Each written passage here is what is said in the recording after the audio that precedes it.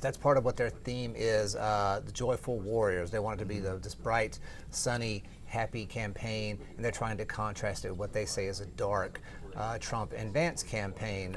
They're kind of just saying that. I don't know that there's necessarily policies they're pointing to that are brighter or happier policies. Sure. But that's what they're trying to project. It's really happy energy. I think it goes with the Walz pick as well. He's supposed to have what they're saying is this sort of Midwestern dad energy, very friendly and affable. So I think they're kind of trying to ride that wave of press that he's getting as the new VP pick. Welcome to Reporter's Notebook, where we talk to the Washington Examiner's top journalists about the stories breaking on their beats. I'm Jim Antle, and I'm joined today by White House reporter Haisten Willis. Haisten, President Biden is not running against former President Donald Trump anymore, but he is preparing for the possibility he might take office. In what way? Yeah, very interesting. Of course, publicly, every campaign is going to project confidence. They're going to say, we're going to win no matter what, right?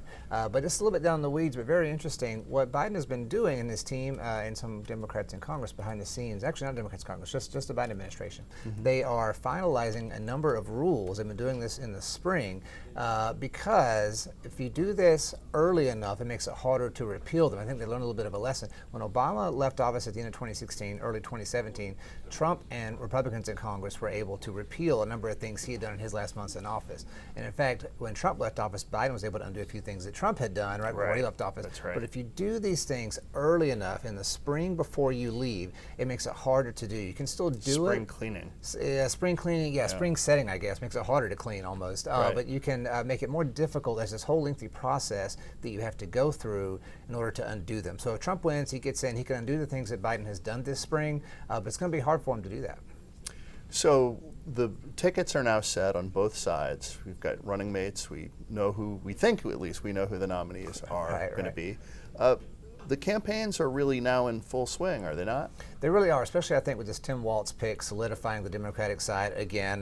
We think it's totally, we're in uncharted territory here, but we think we have the final four of who these people are going to be. And yeah, the campaign seems to be settling a little bit. It's been a good couple of weeks for Kamala Harris. Last time we talked about there could be a honeymoon period for her. It's been a really great honeymoon. I mean, they got the whole trip to Europe or whatever it is you want to have on a honeymoon. They're doing well in the polls. They're ahead of Trump in their, whatever they wanted to do, they did it.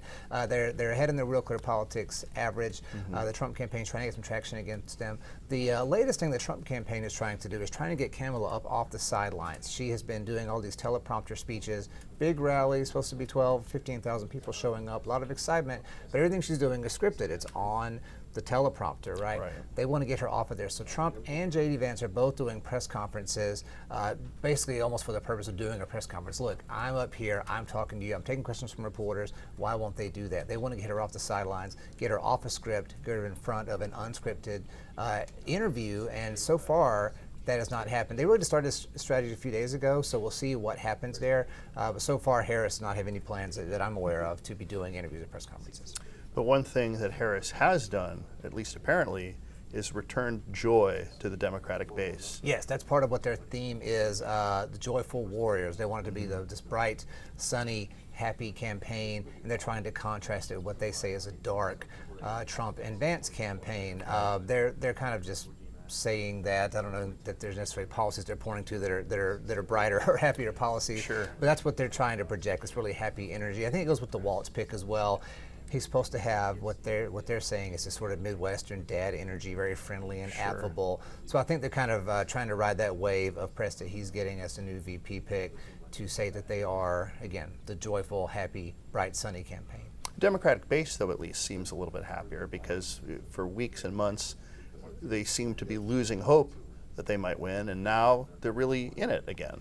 Oh, absolutely. Just like we said last time. Like I said, Biden, there was a lot of consternation. They were kind of divided against themselves. We even want this guy on the ticket. Turns out they did want him on the ticket. And like I said, I think they really see Kamala Harris and her campaign as, like I said, like a phoenix rising from the ashes, giving them fresh hope. So they're very fired up, very excited about her. Walz is interesting, of course. He got the nod he was not really expected to. People really thought it was going to be someone else, most likely Josh Shapiro, the governor of Pennsylvania.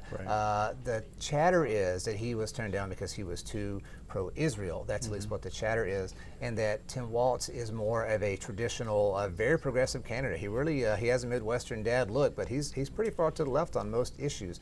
So again, the base will be happy there. Kind of similar to Vance, more of a base pick, but we'll see how it works out as the election gets closer. Thank you, Haisten. You can read Haisten and the rest of our politics team's coverage at washingtonexaminer.com.